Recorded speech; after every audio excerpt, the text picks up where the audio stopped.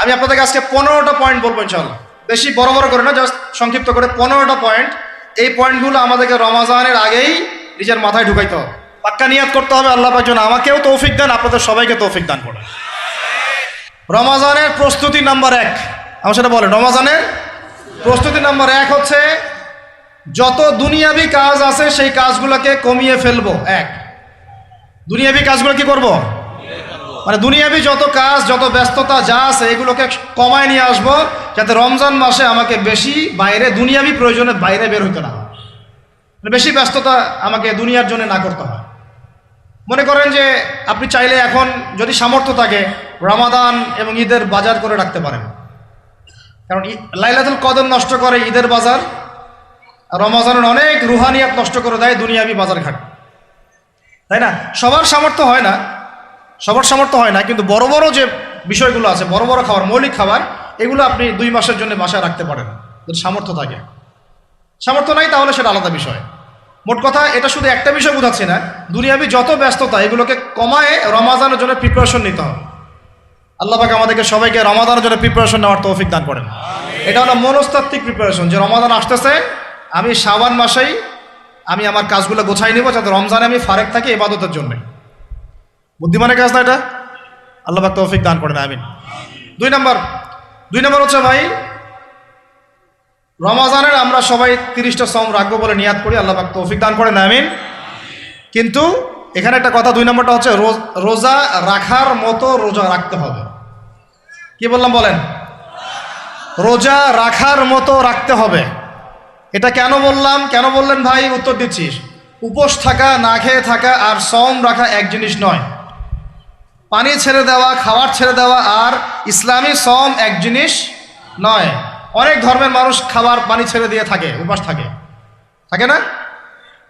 হাদিসের মধ্যে নবীজি বলেছেন যে ব্যক্তি রোজা রেখে অন্যায় কাজ ছাড়তে পারলো না, মানে আল্লাহর মাসিয়াত ছাড়তে পারলো না, এই যে কাবায়ের ফাওয়াহিশ এগুলো ছাড়তে পারলো না, অশ্লীলতা ছাড়তে পারলো না, মিথ্যা ছাড়তে পারলো না, বেহায়াপনা ছাড়তে পারলো না, তার না খেয়ে থাকায়, পানি না পান করায় আল্লাহর কিচ্ছু যায় আসে না।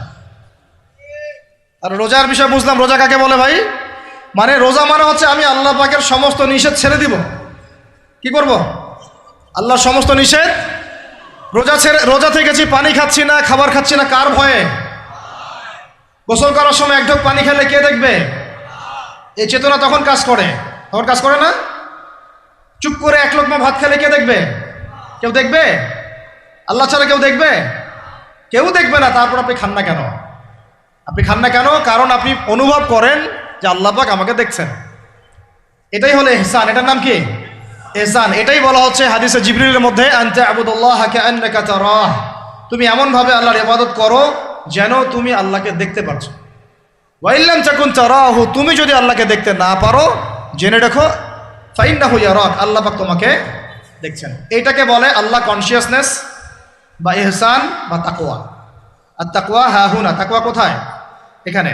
আপনি সওমের 8টা পড়েন, কুতিবা আলাইকুমুস সিয়াম কামা কুতিবা আলাল লাযিনা মিন ক্বাবলিকুম লাআল্লাকুম কি তাত্তাকুন, তোমাদের উপর সওমকে ফরজ করা হয়েছে ঠিক যেমন করে আগের উম্মতদের উপরেও করা হয়েছিল। উদ্দেশ্য হচ্ছে লাআল্লাকুম তাত্তাকুন, যাতে করে তোমরা তাকওয়া অবলম্বন করতে পারো। তাকওয়া মানে আল্লাহ কনসিয়াসনেস, এই যে আমি খাচ্ছি না, পান করতেছি না, আমি বিশ্বাস করি আল্লাহ আমাকে দেখতেছেন, এই তো। সেই বান্দা কেমন করে রমজান চলে গেলেই বেনামাজি থাকতে পারে? রমজান চলে গেলে কি আল্লাহ তাকে আর দেখে না? সেই বান্দা কিভাবে সুদ খায়, তখন কি আল্লাহ তাকে দেখে না? সেই বান্দা, একই বান্দা কিভাবে জেনা করতে পারে? মেয়েকে নিয়ে কেমন করে বাইকে ঘুরতে পারে? কেমন করে গায়রা মাহরামের সাথে আমরা করতে পারি, ফ্রি মিক্সিং করতে পারি? কেমন করে সে সমকামিতার দিকে ধাবিত হতে পারে? কেমন করে সে জুয়া খেলতে পারে? কেমন করে সে মাদক খাইতে পারে? কেমন করে সে আল্লাহ দ্রোহী আইন বাস্তবায়ন করতে পারে? যদি সে এই চেতনা থাকে যে আল্লাহ আমাকে দেখছেন, এই চেতনাটাকে বদ্ধমূল করার জন্যই রমাজান আসে। বলেন সুবহানাল্লাহ। আমি বুঝাতে পারলাম রোজা রাখার উদ্দেশ্যটা কি? ওই জিনিসটাকেই আমাদের ভিতরে ইনস্টল করাই হলো উদ্দেশ্য। লাআল্লাকুম, অবশ্যই বলেন লাআল্লাকুম তাত্তাকুন। তাকওয়া কি কিনতে পাওয়া যায় বাজারে? এই যে আল্লাহ পাক আমাকে দেখছেন, আমি খাবো না, আল্লাহ আমাকে দেখছেন, আমি পান করতে পারবো না, আমার রেস্ট্রিকশন আছে, পিপাসায় গলা ফেটে যাচ্ছে একেবারে রোদের মধ্যে, তাও খাচ্ছি না কেন? কার ভয়ে? ওইটাই জীবনের সব ক্ষেত্রে বাস্তবায়ন করার জন্যই রমজান আসে। বুঝতে পারি নাই মনে হয়? ওই চেতনাটাই, একই চেতনাটাই জীবনের সবগুলো কাজে বাস্তবায়ন করার জন্য কি আসে? রমাদানের 6 মাস। আমরা শুধু রোজার ফজিলত নিয়ে বয়ান করি, রোজা রাখলে 70 গুণ নাকি হবে না, 70 গুণ হবে, 700 গুণ বাড়াই দিবে। মূল কথা ফজিলত তো ফজিলত পাবোই, মূল কথা এইটা, তাকেও অবলম্বন করতে হবে। আল্লাহ পাক আমাদেরকে তৌফিক দান করেন। কটা বলছি বলেন ভাই? 2টা মনে থাকবে। 1, দুনিয়াবি কাজ কমায় ফেলা। 2, কি রোজা রাখার মতো রাখা। 3 নাম্বার হচ্ছে, এটা আমার নিজস্ব একটা পরামর্শ আর কি। 3 নাম্বার হচ্ছে, রোজা রাখার জন্য আমাদের সাহারি করতে হয়, ইফতার করতে হয়। এই তো আল্লাহর ওয়াস্তে সাহারি এবং ইফতারে মুসলমানের মতো খাবার খাবেন, জানোয়ারের মতো খাবার খাবেন না। সাহারি এবং ইফতার এই দুটোতে কি খাবেন?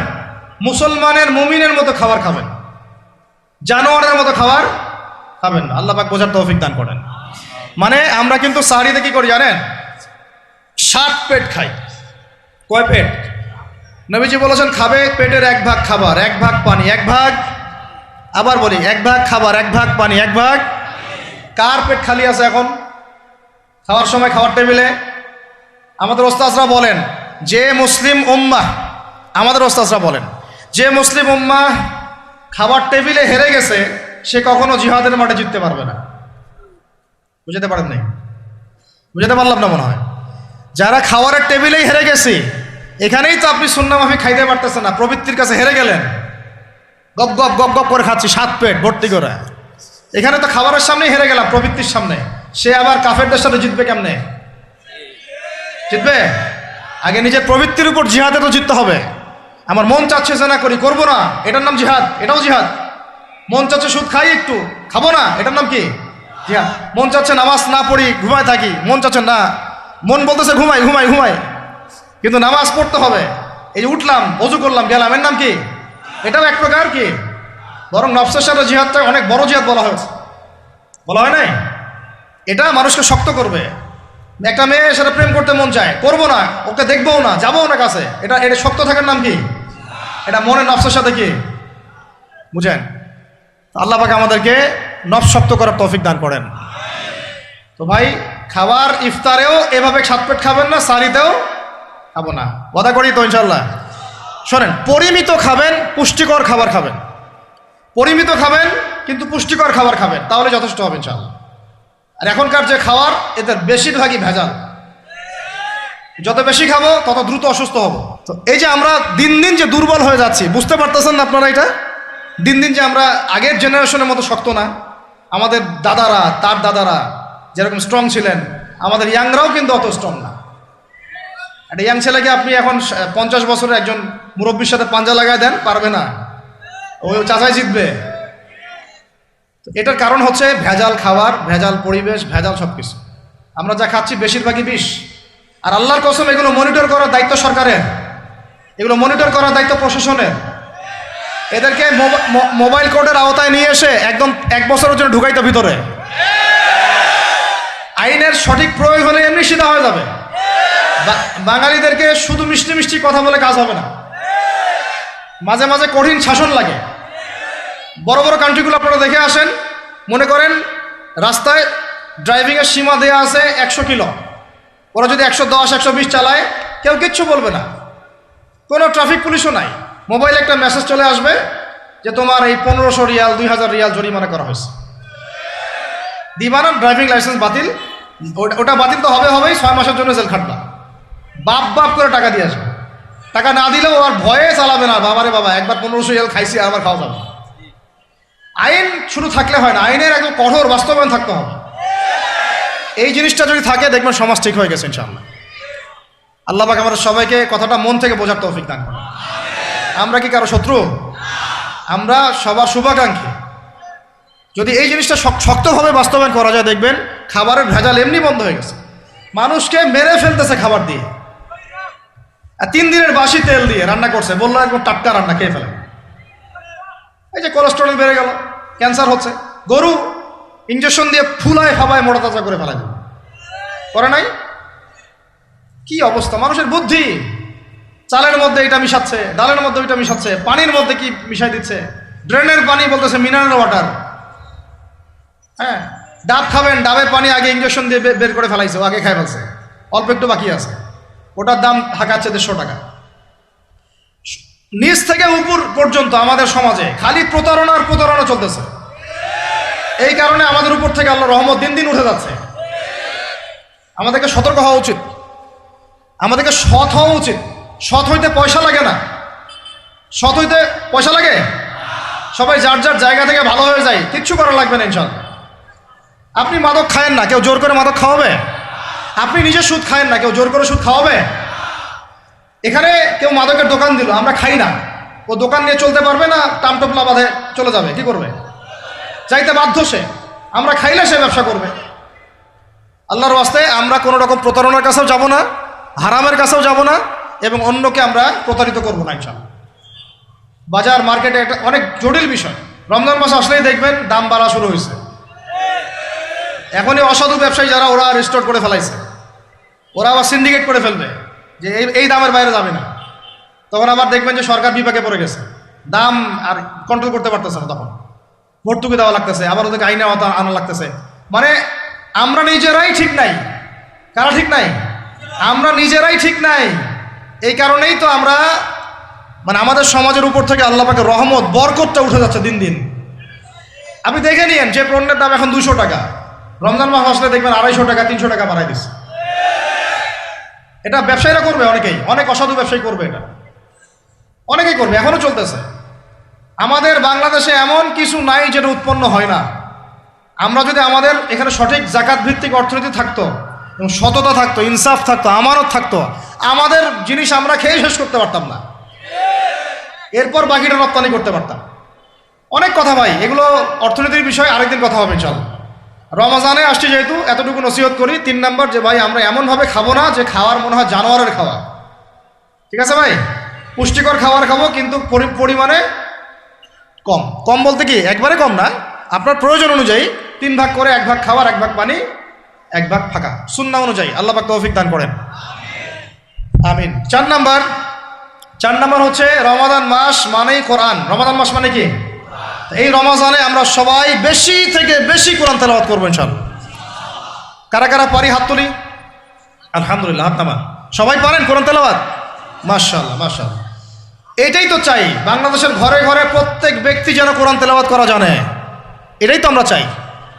এমন যদি হয় যে 100% মানুষ কোরআন তেলাওয়াত করতে পারে, 16 কোটি মুসলিম, দিন কায়েম হয়ে যাবে ইনশাআল্লাহ, ইনশাআল্লাহ, ইনশাআল্লাহ। ভিতরে কাজগুলো করেন, আল্লাহ পাক তৌফিক দান করেন। তো ভাই, কোরআন আমরা রমজানে বেশি থেকে বেশি পড়বো ইনশাআল্লাহ ভাই, ঠিক আছে? যারা পারি না, একটা লিমিট ফিক্স করি, কমপক্ষে দিনে 1 পারা, দিনে কমপক্ষে 1 পারা, তাহলে 30 দিনে 1 খতম হবে। ওকে, আরও বেশি পারি 2 পারা, তাহলে 2 খতম হবে। আরও বেশি পারি 3 পারা। এমন আমাদের ইমামদের যুগে, আমাদের 4 ইমামদের যুগে, সলফে সালেহিনদের যুগে প্রতিদিনই 1টা করে খতম দিতেন তারা। সুবহানাল্লাহ, তাদের সময় আল্লাহ বরকত দিয়েছিলেন। সুবহানাল্লাহ, সারা রাত জেগে তেলাওয়াত করতেছেন, নামাজ পড়তেছেন, দিনের বেলা তেলাওয়াত করতেছেন। রমজান মাস হচ্ছে কোরআন নাজিলের মাস। এই মাসে যে হতভাগা কোরআন পড়তে পারলো না, তার জন্য আফসোস করা ছাড়া কিছু করার নাই।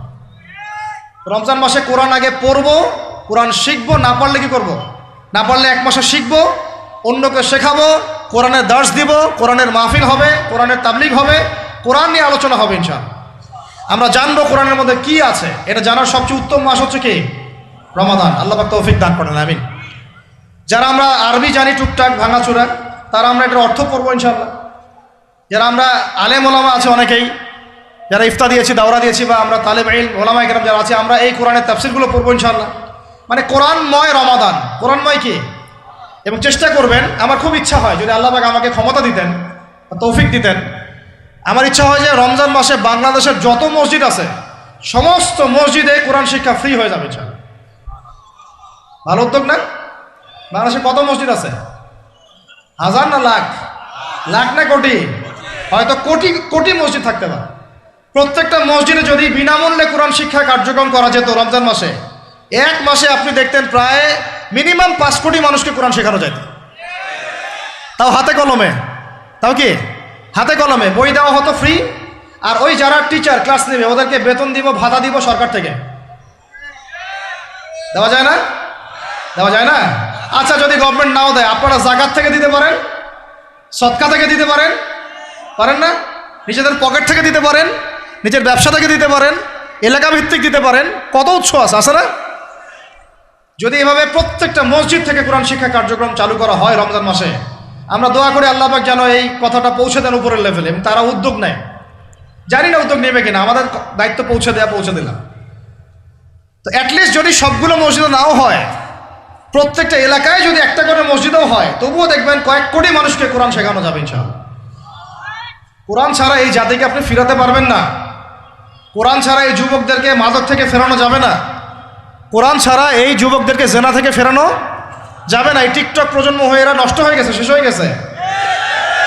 বাংলাদেশে আশঙ্কাজনক হারে এখন সমকামিতা বাড়তেছে। আশঙ্কাজনক হারে এখন জেনা, ব্যভিচার, পরকীয়া এগুলো বেড়ে গেছে। মাদক দ্রব্যের কি ছয়লা, এই যে গুন্ডামি, মাস্তানি, ছিনতাই কারা করতেছে? যারা ইয়াং ছেলে পেলে এরা করতেছে। এদেরকে ফিরাইতে হইলে কোরআন ছাড়া কোনো গতি নাই। আইএমএ জাহেলিয়াতের সেই মানুষগুলো কোরআনের আলোয় শ্রেষ্ঠ মানুষে পরিণত হয়েছে। কথা বুঝতে পারেন নাই? আইএমএ জাহেলিয়াতের সেই মানুষগুলা যারা একসময় নিজের মেয়েকে দাফন করেছিল জীবন্ত। ইন্না লিল্লাহি ওয়া ইন্না ইলাইহি রাজিউন। চিন্তা করা যায়? আপনি আপনার মেয়েকে দাফন করতে পারবেন জীবন্ত? পারবেন? বলেন। এরকম মানুষ যারা এই কাজ করেছিল, তারা কোরআনের সংস্পর্শে এসে সোনার মানুষে পরিণত হয়েছে। এই কিতাব আল্লাহ পাক নাজিল করেছেন ওই ঘরের উপরে উঠিয়ে রাখার জন্য না, মাঝে মাঝে বের করব, ধুলা মুছবো, চুমু খাবো, রেখে দিব, এই জন্য না। বাবা মারা গেছে, খুললাম, পড়লাম, সব বক্সায় দিলাম, এই জন্যে না। শুধু এই কিতাব আল্লাহ পাক নাজিল করেছেন যারা আমরা হৃদয়ে ধারণ করি। কোথায় ধারণ করি? তো হৃদয়ে ধারণ করবো তো তখনই যখন আমি বেশি তেলাওয়াত করব, বেশি বেশি পড়বো, সবাইকে পড়াবো, শেখাবো। আল্লাহ পাক আমাদের সবাইকে কোরআনের বিপ্লব ঘটানোর তৌফিক দান করেন, আমিন। তো প্রিয় ভাইরা, 4 নম্বর কাজ, কোরআন শিখবো, পড়বো, শেখাবো, দর্শ দিব। কোরআনের একদম বিপ্লব। রমজান মাসে ইনশাল্লাহ কোরআনময় রমাদান হবে ইনশাল্লাহ। রমজান মাসে অন্য কোনো বইও পড়ার দরকার নেই প্রয়োজনে। কোরআন পড়েন, হাদিস পড়েন আর কোরআন পড়েন। কোরআন এবং হাদিস, অন্য কোনো বই, বিষয়ভিত্তিক বই পড়ার দরকার নাই। আর অ্যাটলিস্ট 1 মাস আপনি না পড়েন। এরপরে আসি 5 নাম্বার। একটু বড় হয়ে যাচ্ছে যদিও, আমি সংক্ষিপ্ত করে গোছাচ্ছি, শোনেন। 5 নাম্বার হচ্ছে রমাদান মাসে, একটু ধৈর্য ধরেন। রমাদান মাসে আমরা ফরজ ইবাদতগুলোকে সর্বোচ্চ গুরুত্ব দিব ইনশাআল্লাহ। যেমন সবার আগে কি? সালাত। এই একটাই বল, সালাত। সালাত নাই, ইসলাম নাই। সালাত নাই, সে ব্যক্তি মুসলিম না। সোজা কথা শোনেন, সালাত অস্বীকার করে সে ব্যক্তি মুসলিম না। নবীজি বলছেন, মান তারাকা সালাতান মুতাআম্মিদান ফাকাদ কাফারা। কেউ যদি ইচ্ছা করে সালাতকে অস্বীকার করে, ছেড়ে দেয়, সে ব্যক্তি কি হয়? কাফারা, কুফরি করে। সালাত না পড়ার কারণে ইমামগণ বলেছেন তাকে মুসলমানদের কবরস্থানে দাফনও করবা না। কোন কোন ইমাম বলেছেন তাকে জানাজাও দিবা না। কোন কোন ইমাম বলেছেন তাকে জেলখানায় বন্দি করে রাখবা। কোন কোন ইমাম বলেছেন তাকে মৃত্যুদণ্ডের শাস্তি দিবা। আমি এমনি এমনি বলতেছি না, ইমামদের কওলগুলো পড়ে দেখেন। নামাজ না পড়াটা যেমন তেমন পাপ না তো, ইচ্ছা হইলে পড়লাম, ইচ্ছা হইলে পড়লাম না, এমন না। যারা নামাজি তারাও যদি নামাজে সচেতন না হয়, তাদের জন্যও শাস্তি আছে। নাউযুবিল্লাহ। ফাওয়াইলুল লিল মুসাল্লিন আল্লাযীনা হুম আন সালাতিহিম সাহুন আল্লাযীনা হুম ইউরাউনা ওয়া ইয়ামনাউনাল মাউন। এখানে বলা হচ্ছে মুসল্লিদের জন্য দুর্ভোগ, যে মুসল্লিরা নামাজ সম্পর্কে গাফেল, উদাসীন।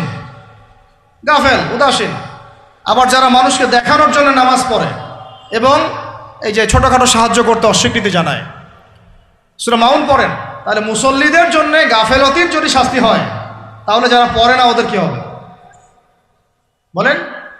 ওই যে ওই সূরাটা কি জানি নাম, মুজাম্মিল না মুদ্দাসির, হাফেজে কোরআন কে আছে, মা সালাকাকুম ফি সাকার। জাহান্নামে যখন ঢুকানো হবে, এই ফেরেশতারা জিজ্ঞাসা করবে, কিসে তোমাদেরকে জাহান্নামে নিয়ে আসলো? কি পাপ করছিলা? তারা বলবে, তখন তারা বলবে ক্বালু, তারা বলবে, ওই জাহান্নামীরা বলবে, লাম নাকু মিনাল মুসাল্লিন। কি বলবে তারা? লাম নাকু মিনাল মুসাল্লিন, আমরা মুসল্লি ছিলাম না, আমরা নামাজ পড়তাম না। তাহলে বেনামাজির পরিণতি কি বলেন? জাহান্নাম। ওয়ালাম নাকু নুতঈমুল মিসকিন, আর আমরা মিসকিনদেরকে খাবার দিতাম না। সুবহানাল্লাহ। আল্লাহ পাক আমাদেরকে সালাত আদায় করার তৌফিক দান করেন।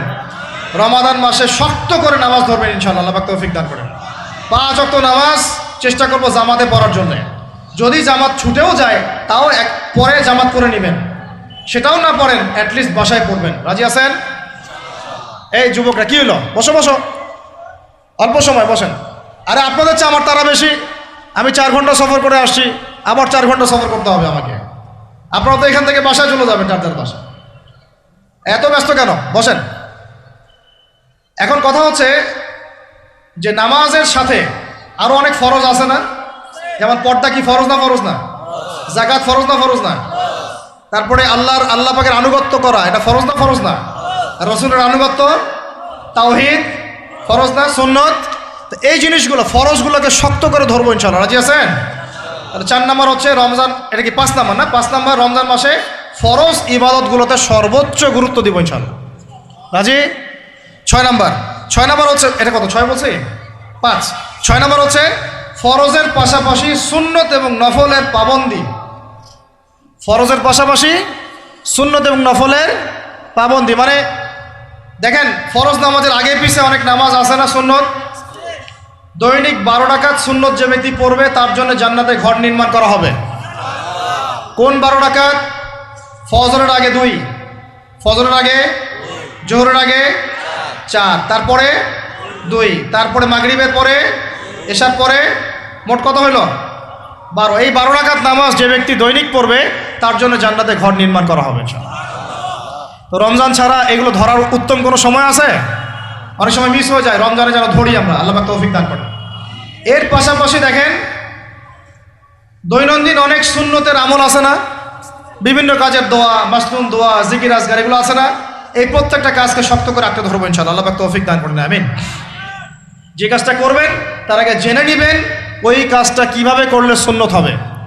সকালে উঠে এক দৌড় দিয়ে বাথরুমে যাবেন না, উঠে আগে বসবেন, চোখ ঘষবেন, মুখ থেকে ঘুমের ভাব দূর করবেন, তারপরে বলবেন আলহামদুলিল্লাহ আল্লাযী আহইয়ানা বা'দা মা আমাতানা ওয়া ইলাইহিন নুশুর।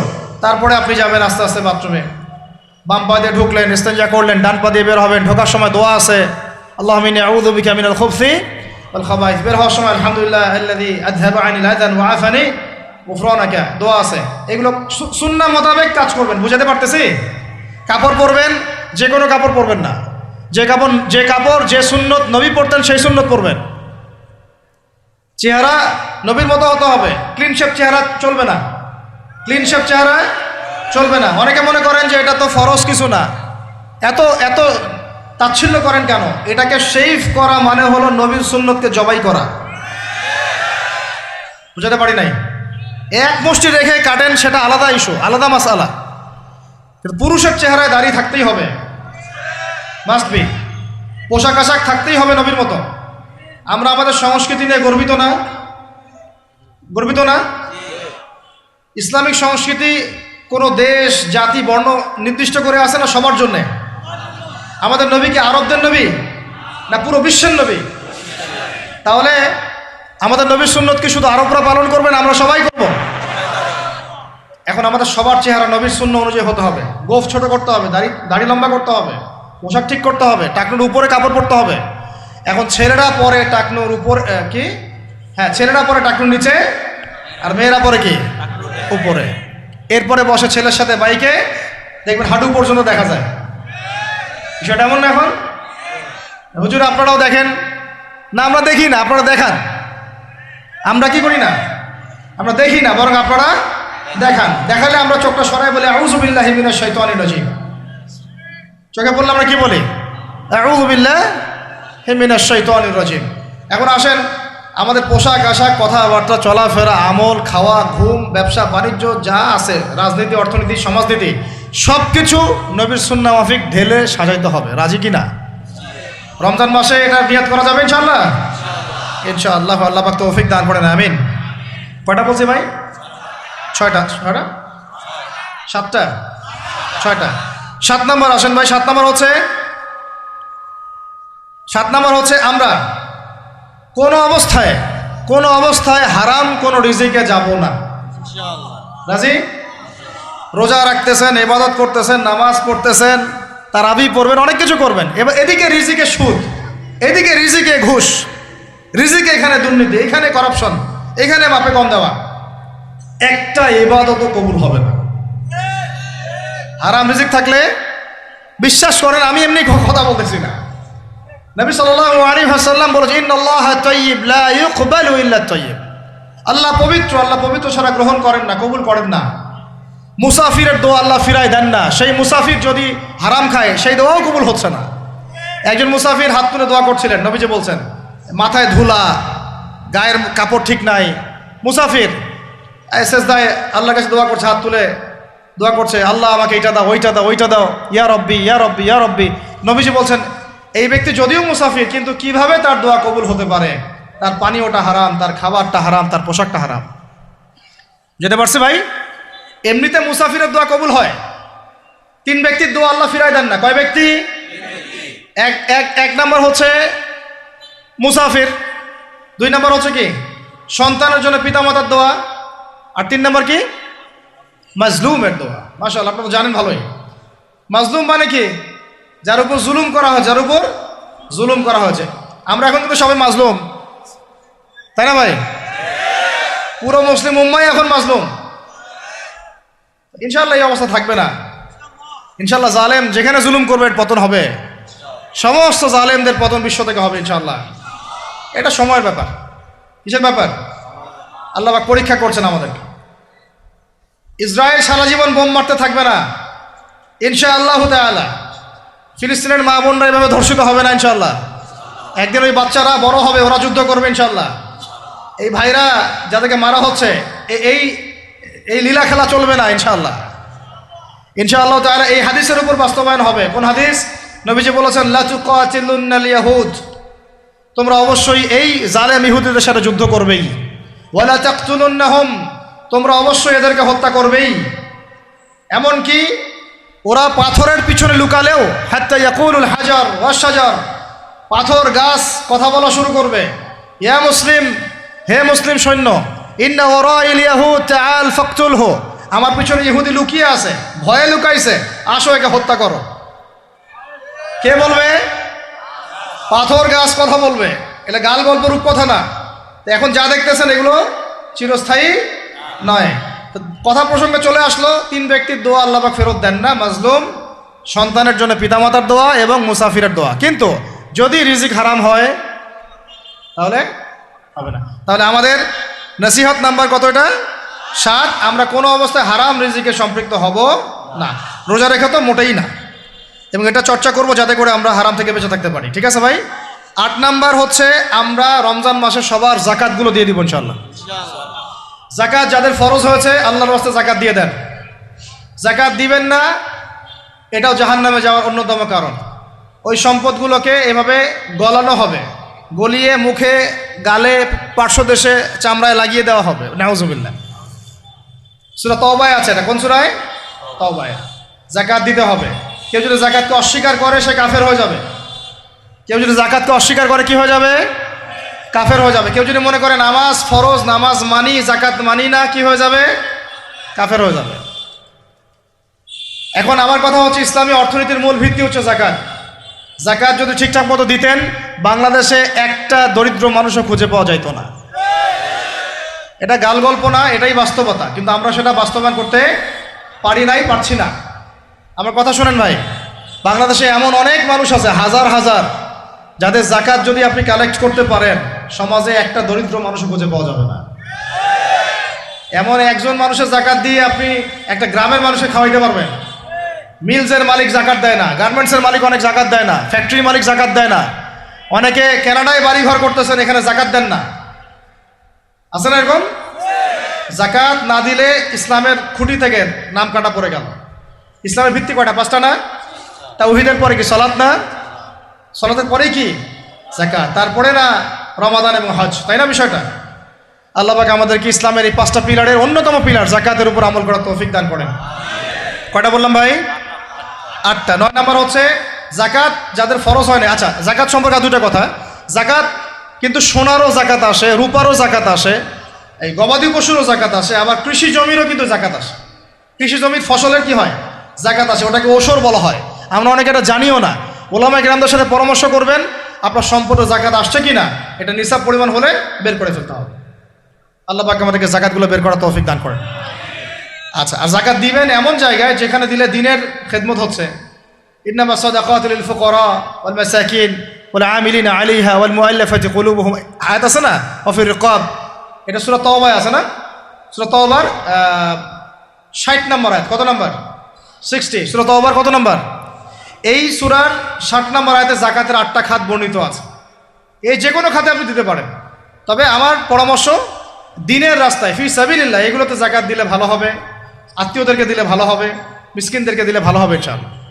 আল্লাহ পাক তৌফিক দান করে দেন। তো এটা হলো 8। 9 নম্বর হচ্ছে 9 না 8?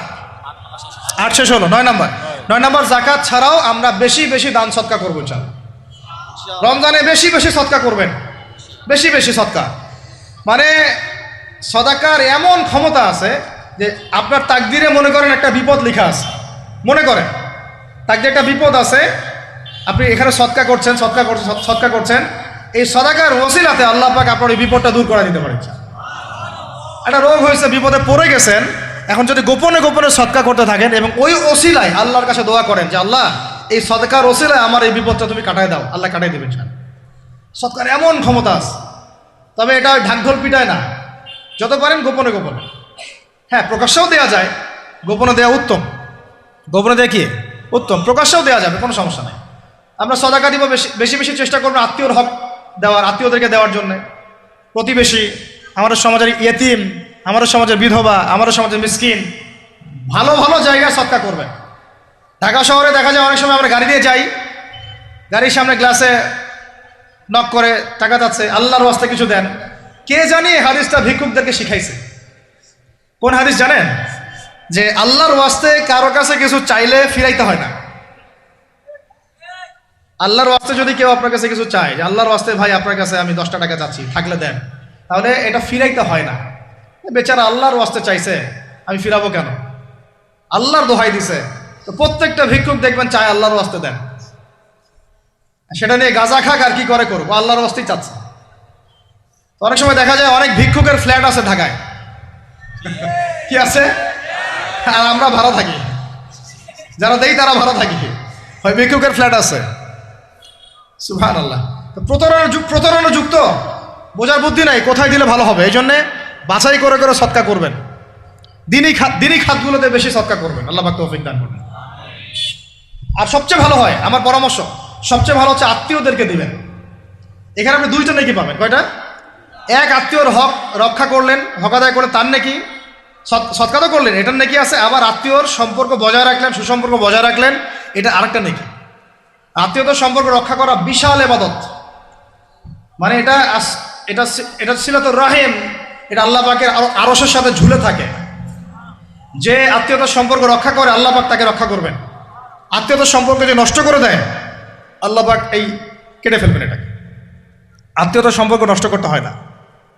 আত্মীয়তার সম্পর্ক নষ্টকারী জান্নাতে যায় না। এটা না হাদিসটা ওস্তাদ? লা ইয়াদখুলুল জান্নাতা কাতিউর রহমি, মানে আত্মীয়তার সম্পর্ক, রক্তের সম্পর্ক যারা কাতি মানে কেটে ফেলে তারা জান্নাতে যাবে না। তো প্রিয় ভাইরা, আমরা আত্মীয়তার সম্পর্ক রক্ষা করবো ইনশাআল্লাহ। আর আত্মীয়দের মধ্যে সবাই একরকম হয় না, এক এক মানুষ এক এক বুঝের।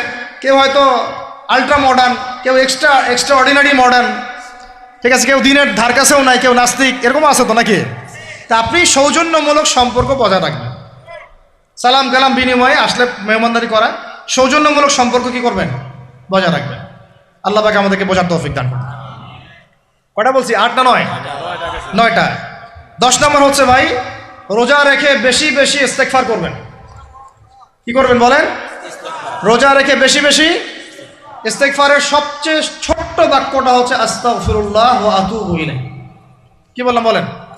আস্তাগফিরুল্লাহ ওয়া আতুবু ইলাইহি। এইটুকু পারা যাবে না? দিনে কমপক্ষে 100 বার। কতবার? দিনে কমপক্ষে 70 বার বা 100 বার। দিনে কমপক্ষে 70 বার বা 100 বার। আরও বেশি পারলে আরও ভালো। ওই যে হিসনুল মুসলিম একটা বই আছে না, বা কিতাবুজ জিকির, কিতাবুদ দোয়া, আল আসকার, এমন অনেক বই পাওয়া যায়। এই বইগুলো কিনবেন, ওখানে দেখবেন অনেক জিকির আজগার দেওয়া আছে, দৈনন্দিন জিকির আজগার দেওয়া আছে, তাসবিহ তাহলিল দেওয়া আছে, সকাল সন্ধ্যার মাসনুন দোয়াগুলো দেওয়া আছে। এগুলো মুখস্থ করেন, কিছু হলেই হুজুর দোয়া করে দেন, হুজুর ফুদিয়ে দেন, হুজুর পানি পরা দেন। আগে হুজুরের উপর ডিপেন্ডেন্সি কেন আপনার? নিজে আল্লাহর কাছে চাওয়া শিখেন। সেজদায় গিয়ে আল্লাহকে বলেন, আল্লাহ আমার অসুস্থ, আমি অসুস্থ, আমাকে শেফা দাও।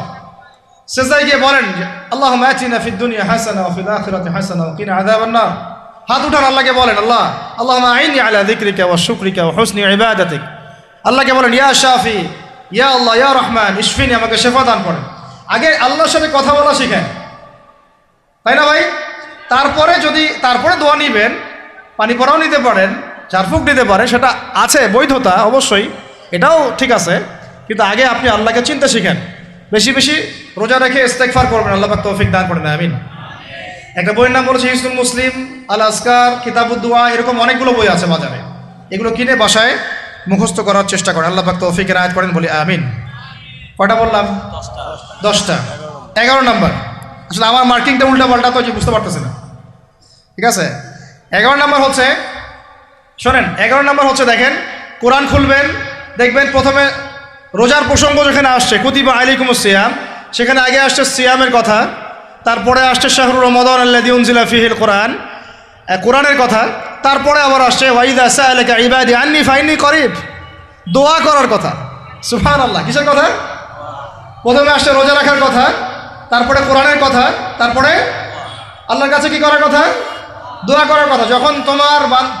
যখন আমার বান্দারা তোমাকে জিজ্ঞাসা করে, যে আমার সম্পর্কে জিজ্ঞাসা করে, ওয়াইদা সাআলাকা ইবাদি আন্নী, বলো ফাইন্নী করিব, আমি কাছেই আছি, উজিবু দাওয়াতাদ দাঈ ইযা দাআন, দোয়াকারী যখন দোয়া করে আমি তার দোয়া শ্রবণ করি। সুবহানাল্লাহ। ফালিয়াস্তাজিবু লি ওয়াল ইউমিনু বি, আমি তার দোয়া শুনি, অতএব সেও যেন আমার কথা শুনে, সুবহানাল্লাহ, এবং আমার প্রতি ঈমান নিয়ে আসে। তাহলে রোজা রেখে বেশি বেশি কি করব বুঝে ফেলছেন? কি বলেন? দোয়া করবেন। কোরআনের পরে কিসের কথা আসছে? রোজাদারের দোয়া ফেরত দেওয়া হয় না। দোয়া কবুল হওয়ার অন্যতম একটা অস্ত্র হচ্ছে রোজা রেখে দোয়া করা। কেমন করে ফেরত দিবে? আল্লাহর জন্য আমরা না খেয়ে আসি, তাই না? আল্লাহ পাকের মায়া হবে না, দয়া হবে না? আমার বান্দা না খেয়ে আছে, আমার বান্দা পানি ত্যাগ করছে, আমার বান্দা স্ত্রী সহবাস ত্যাগ করছে, হালালগুলো ছেড়ে দিয়েছে আমার জন্যে, তা আমি কেন তার দোয়া? অবশ্যই আল্লাহ পাক উপযুক্ত মনে করলে দোয়া কবুল করবেনই করবেন ইনশাআল্লাহ। দোয়া করার পদ্ধতি জানতে হবে, হারাম খাওয়া যাবে না, শিরিক করা যাবে না, বেদাত করব না। ইনশাআল্লাহ দোয়া করার আগে আল্লাহর প্রশংসা করব, নবী সাল্লাল্লাহু আলাইহি ওয়াসাল্লামের প্রতি দরুদ পড়ব, ঠিক আছে। দোয়া কবুলের সময়গুলো বেছে বেছে দোয়া করব, ইনশাআল্লাহ দোয়া কবুল হবে। আল্লাহ পাক আমাদেরকে রোজা রাখা অবস্থায় বেশি বেশি দোয়া করার তৌফিক দান করেন। কটা হচ্ছে? 11। 12 নাম্বার হচ্ছে রমজান মাসে তারাবির নামাজ জামাতে পড়ব। কি বললাম বলেন? রমজান মাসে সালাতুত তারাবি জামাতে পড়ব। এখন আমি আরো 3টা কথা বাড়াই দিচ্ছি, কেউ হজম করতে পারলে করেন, যদি না করতে পারেন বদহজম হয়ে যায়, কিছু করার নাই। বদহজম যদি হয়ে যায়, পরে আমাদের সাথে মাদ্রাসায় এসে বসেন, কিতাবপত্র খুলে দেখাবো, কথা হবে ইনশাআল্লাহ, ঠিক আছে। অনলাইন গরম করার দরকার নাই। রমজান মাসে আমরা তারাবির নামাজ পড়বো ইনশাআল্লাহ জামাতে। কোথায়? জামাতে ইনশাআল্লাহ। 1। 2 নাম্বার, তারাবির নামাজ পড়বো 20 রাকাত। কত রাকাত? 20 রাকাত। আর যদি বলেন যে আমি ভাই কম পড়ি, পড়েন আপনি বাসায়, কোনো সমস্যা নাই, আপনি আপনার মতো করে বাসায় পড়েন, কোনো সমস্যা নাই। যদি উমর রাদিয়াল্লাহু আনহু এর উপর আমল করে থাকেন, আমার আমল করতে কোনো সমস্যা নাই। যদি উসমান রাদিয়াল্লাহু আনহু 2 আযান চালু করে থাকেন, তাহলে আমার আমল করতে কোনো সমস্যা নাই। ওই যে হাদিসটা বলেছিলাম প্রথমে, কে নাজাত প্রাপ্ত ফেরকা? মা আনা আলাইহি ওয়া আসহাবি, আমি আর আমার সাহাবীরা যার উপরে আছি। আরেকটা হাদিস কি?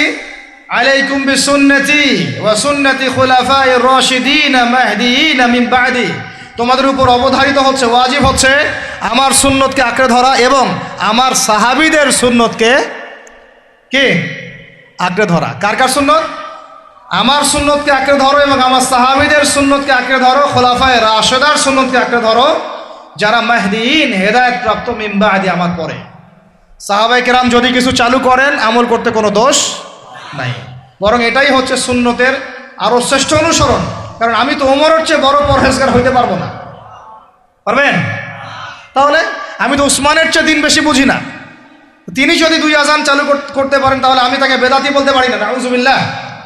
যদি আমি তাকে এভাবে শব্দ প্রয়োগ করা হয়েছে বাংলাদেশে, উসমান রাদিয়াল্লাহু আনহু যদি 2 আজান চালু করে থাকে ওটা বেদাত হয়ে গেছে, নাউজুবিল্লাহ বলেন, নাউজুবিল্লাহ। সাহাবীরা কিছু চালু করলে যদি বেদাত হয় তাহলে সুন্নত হবে কি? তাহলে সুন্নত কোনটা হবে? তাহলে এই ব্যক্তি এরকম কথা যদি কেউ বলে থাকে তাহলে তার উচিত হবে এখনই রুজু করে ফিরে আসা, অহংকার না করা, হঠকারিতা না করা, এখনই ইস্তেগফার করে তওবা করে ফিরে আসা, আল্লাহ মাফ করে দিবেন ইনশাআল্লাহ। আর এর উপর হঠকারিতা থাকে না, ওসমান রাদিয়াল্লাহু আনহু যদি 2 আজান চালু করে থাকে তিনি ভুল করেছেন, তিনি বেদাত করেছেন, নাউজুবিল্লাহ। বিশ্বাস করেন সাহাবীদেরকে এভাবে কটাক্ষ করলে, আন্ডারএস্টিমেট করলে, এভাবে কথাবার্তা বলে, শানের খেলাফ কথা বললে ঈমানও চলে যেতে পারে। আমরা নবীকে মানবো সাহাবীদের মানদণ্ডে, সাহাবীদের বুঝের উপর আমাদের বুঝ না। আমি বুঝাতে পারতেছি না। নবীকে মানবো, অবশ্যই মানবো। কার মাধ্যমে? কাদের মধ্য দিয়ে? সাহাবাদের তরিকার মধ্য দিয়ে। সাহাবাদের তরিকা আমি কি ধাবাস করে পাবো? তাবেই লাগবে, তাবেই লাগবে। এই সিলসিলা মেনটেন করে আমাকে মানতে হবে। কোরআন এবং হাদিস তো সবার ভাষায় আছে। আপনাকে যদি আমি এখন বলি যে ক্রিপ্টোকারেন্সি হালাল না হারাম, আপনি কি বের করে দিতে পারবেন এখন আমাকে? পারলেও আপনার আরও 15-20 বছর পড়াশোনা করতে হবে। তারপরে যারা এগুলো নিয়ে গবেষণা করে তাদের কাছে আসতে হবে, জিজ্ঞাসা করতে হবে, বলতে হবে, তারা ফতোয়া দিলে মানতে হবে। ফাসআলু আহলা যিকরি ইন কুনতুম লা তা'লামুন, তোমরা আহলে জিকিরদেরকে জিজ্ঞাসা করো, আহলুল ইলমদেরকে জিজ্ঞাসা করো যে বিষয় তোমরা জানো না। তাহলে আমাদের সমাজে এরকম অনেক ফিতনা চলতেছে, অনলাইনে এই ফিতনাগুলো অনেক বেশি। আর ইয়াং ছেলেপেলেরা এখন দিন শেখে অনলাইন থেকে, এরা দিন মাদ্রাসায় এসে শিখতেছে না। স্পেশালি যারা জেনারেল লাইন থেকে আসছেন তাদের সমস্যা আরও বেশি, এবং তারা অনেকে বিভ্রান্ত হয়ে যাচ্ছেন। তাই আমি রিকোয়েস্ট করব, কথা অন্যদিকে নিয়েন না। আমি আপনার দুশ্মন না, আমি আপনার বন্ধু, শুভাকাঙ্ক্ষী। আপনাদেরকে ওলামায়ে কেরামদের সোহবতে আইসা দিন শিখতে হবে, অ্যাপস থেকে দিন শিখবেন না। অ্যাপস থেকে একবারে হাদিসের রেফারেন্স পাইছি, বাস কাম সারা। জি না, ওই হাদিস তাহকিক করার ব্যাপার আছে, উসুলের ব্যাপার আছে, আসমা ও রিজালের ব্যাপার আছে, তাআলিলের ব্যাপার আছে, অনেক বিষয় আছে। একটা মাসালা ইসলামবাদ করতে হলে অনেকগুলো বিষয় একসাথে লাগে। আর অনলাইনে শায়েখ হওয়ার জন্য কিছু লাগে না, খালি পড়র করতে পারলেই হয়। অনলাইনে যে কোরআন তেলাওয়াতও করতে পারে না সেও শায়েখ হয়ে বসে আছে। শুধু শায়েখ না তো, মহাপণ্ডিত, সে পুরা ওলামায়ে দেওবন্দের সাথে একাই বাহাস করতে পারবে। এটাও বলছে যে আরে ওলামায়ে দেওবন্দ আর কি, সবগুলোকে ডাকো, সব ওলামায়ে দেওবন্দ এক পাশে বসবে, সে আর এক পাশে বসবে, ও বলে একাই যথেষ্ট। এটা মানসিক রোগী। এগুলো কি না? মানসিক রোগী। তা মানসিক বিকারগ্রস্ততার থেকে দিন শেখার চাইতে আপনার দিন মাদ্রাসায় গিয়ে শেখা অনেক ভালো। মানসিক বিকারগ্রস্তদের থেকে দিন শেখা বাদ দিয়ে মাদ্রাসায় গিয়ে ওলামায়ে কেরামের সাথে পরামর্শ করে দিন শেখেন। আল্লাহ পাক তৌফিক দান করেন। ইয়াংদেরকে আমি বারবার এটা নসিহত করতেছি, ইয়াংরা অনেকে পাপিস্তায় চলে যান অনেক দিকে। ভাই ওলামায়ে কেরামের সোহবতে থাকেন, ইনশাল্লাহ আপনি সেফ অ্যান্ড সাউন্ড থাকবেন। তাদের মধ্যে যদি ইখতলাফ যদি হয় কোনো মাসআলায়, এবং একাধিক মাসআলাও যদি প্রমাণিত হয়, দুইজন ভাই দুইটার উপর আমল করেন, কোনো সমস্যা নেই।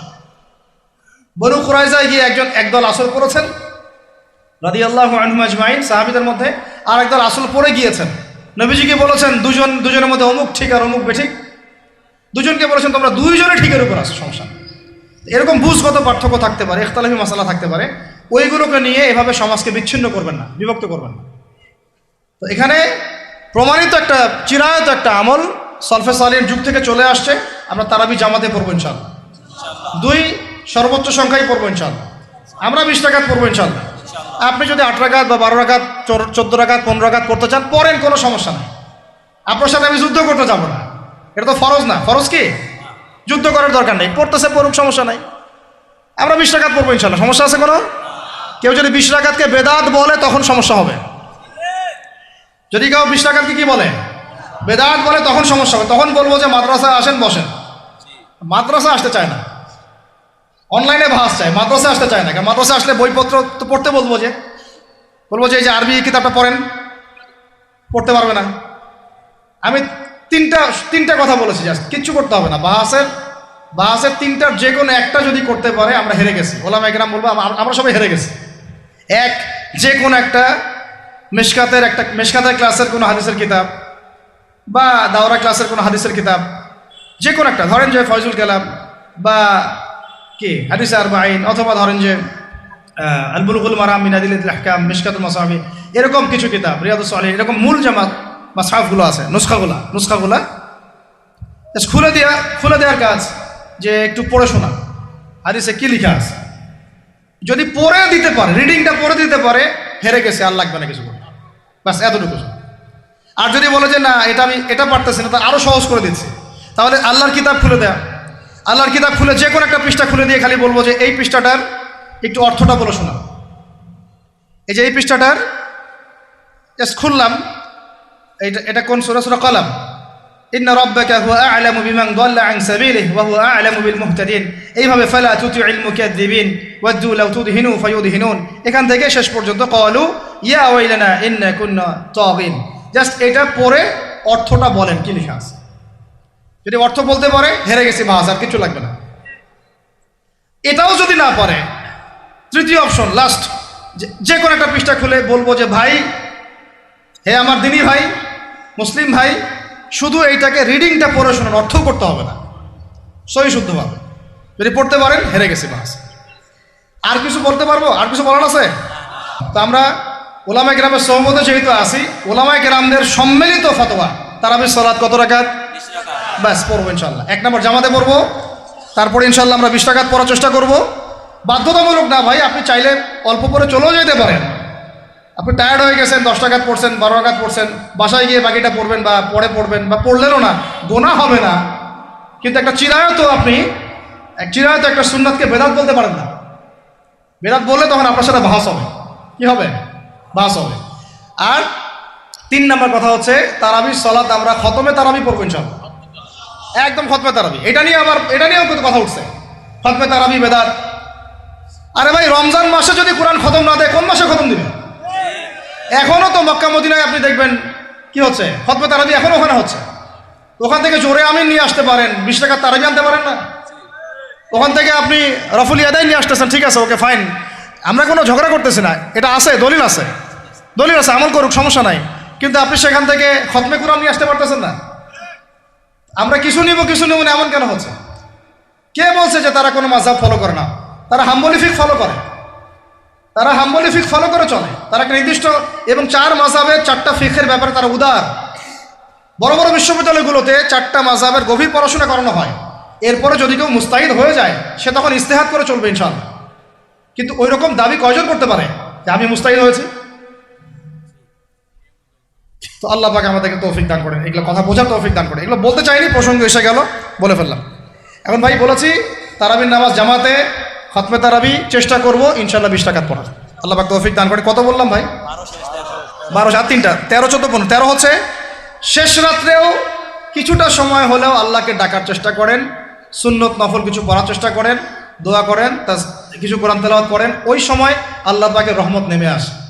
আল্লাহ পাক আহ্বান করতে থাকেন, কে আছো আমার কাছে চাইবা, কে আছো আমাকে ডাকবা, কে আছো আমাকে আমার কাছে কিছু চাইবা, ডাকবা, ক্ষমা প্রার্থনা করবা, আমি তোমাকে ক্ষমা করে দিব, আমি তোমাকে যা চাও তাই দিব, আমি তোমার ডাকে সাড়া দিব। এইভাবে আল্লাহ পাক ফজর পর্যন্ত বলতে থাকেন। ইনশাআল্লাহ এটাকে কিয়ামুল লাইল করবেন, তাহাজ্জুদ পড়বেন। এটা তাহাজ্জুদ আপনি এমন না যে আপনি তারাবি পড়েছেন বলে পরে নামাজ পড়তে পারবেন না, এমন না কিন্তু বিষয়। আপনি পরেও শেষ রাত্রেও নামাজ পড়তে পারবেন ইনশাআল্লাহ। আল্লাহ পাক তৌফিক দান করেন, আমিন। 13 হয়েছে, 13 শেষ। 14 হচ্ছে ভাই, যদি সামর্থ্য থাকে রমজান মাসে একটা উমরা করে আসে। যদি সামর্থ্য থাকে, সবার তো সামর্থ্য নাই, কিন্তু যদি সামর্থ্য থাকে রমজান মাসে একটা উমরা করে আসতে পারেন। আল্লাহ পাক যারা নিয়াত করেছে উমরা করার, আল্লাহ পাক করার তৌফিক দান করেন। আর যারা আল্লাহর ঘর দেখে নাই, আল্লাহ পাক সবাইকে দেখার তৌফিক দান করেন। যারা হজ ফরজ হয়েছে, অবিলম্বে হজ করার তৌফিক দান করেন। আল্লাহ পাক আমরা সবাইকে ফরজ হজ আদায় করার তৌফিক দান করেন।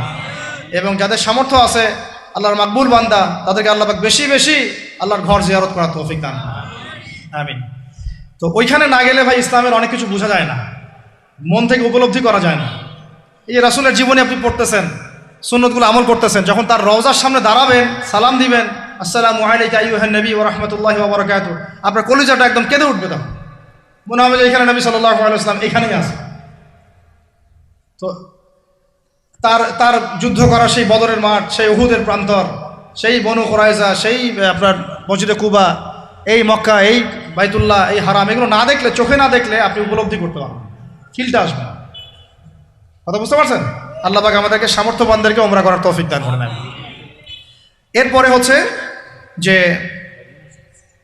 কটা শেষ হয়েছে? 14টা 13টা 14টা হয়ে গেছে।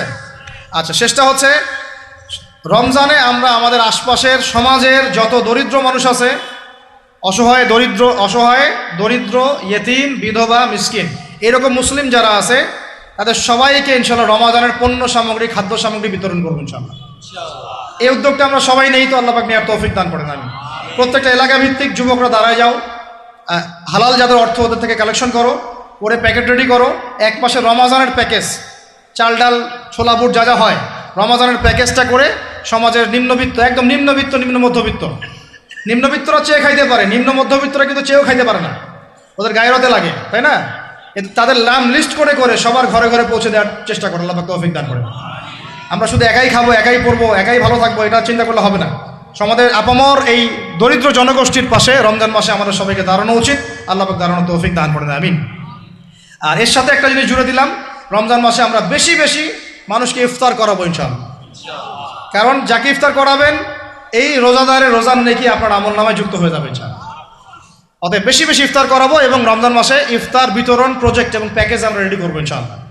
এবং সমাজের সমস্ত দরিদ্র মানুষ, অসহায় মানুষ, ইয়েতিম বিধবা মিসকিন তাদের ঘরে ঘরে আমরা গিয়ে পৌঁছে দেবো ইনশাআল্লাহ।